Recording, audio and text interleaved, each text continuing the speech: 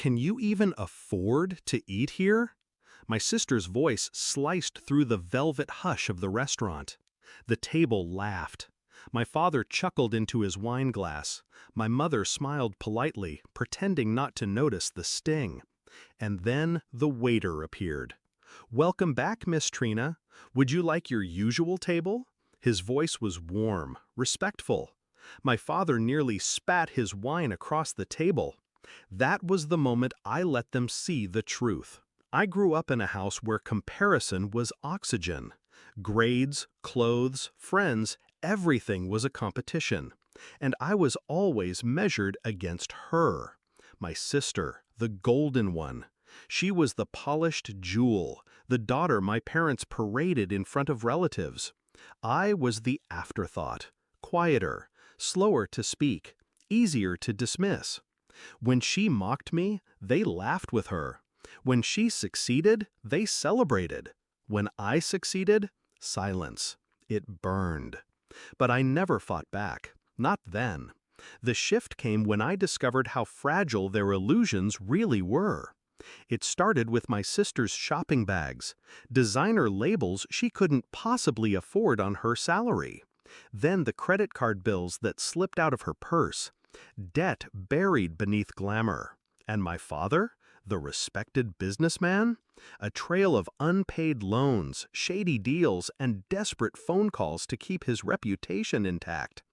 Their empire was built on smoke. I just had to learn how to control the fire. While they mocked me for struggling, I built quietly. 2 jobs, night classes, investments no one knew about. I lived simply, deliberately. Every insult they threw at me became fuel. And then, one opportunity changed everything. I got an internship at this restaurant. At first, I was clearing tables, invisible. But I listened. I learned. I studied the industry like a puzzle. The owner noticed. When he retired, he didn't sell to the highest bidder. He sold to the one who had been loyal in silence. Me, the girl who couldn't afford to eat here, now owned the place. I didn't brag. I didn't tell them, not yet. Instead, I waited. Because revenge isn't about shouting, it's about timing. When my sister suggested dinner here, of course at my father's expense, I knew the stage was set. She wanted to flaunt, to remind me of my place. So I came, silent, knowing the script was about to flip. She smirked across the table. "Try not to choke when the bill comes." My father laughed. My mother looked away. Same cycle, same cruelty. Until the waiter came. "Welcome back, Miss Trina. Would you like your usual table?" The silence was nuclear. My father froze, wine glass trembling. My sister's smile cracked. I leaned back, calm. "No, this table is fine. My family's comfortable here." That was only the first cut. The deeper wounds came later. Because ownership gives power, and I wielded it like a scalpel. Their credit cards? Blacklisted. Their accounts? Flagged. Their whispered insults, recorded by the very staff they mocked, passed quietly into my hands. My sister's debts?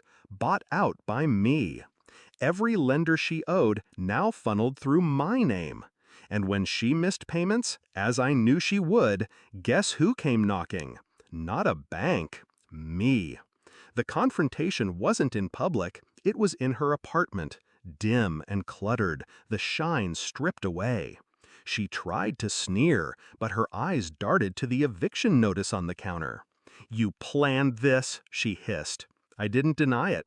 I just smiled. "You handed me the knife every time you mocked me. I only learned how to use it." Her silence was worth more than any apology. As for my father, his collapse was slower. Contracts dissolved once his reputation cracked. Clients he thought loyal suddenly moved on. And when his name hit the papers tied to fraud and mismanagement, it was my restaurant, the one he once sneered at, that refused his reservation. The man who once laughed at my failures now dines on shame. And my mother?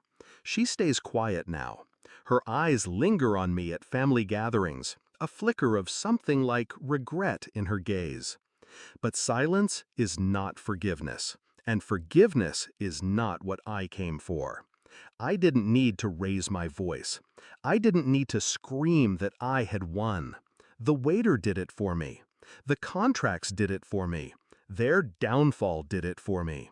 So when my father nearly spat out his wine that night, shocked that his forgotten daughter was Miss Trina, I didn't gloat. I simply lifted my glass, calm, steady. "Enjoy dinner," I said. "It's on me." And in that moment, they understood. The family fool had become the one holding the check, the keys, and the power. Revenge doesn't always roar. Sometimes it whispers. Sometimes it smiles. And sometimes it greets you at the door with a waiter's bow. "Welcome back, Miss Trina."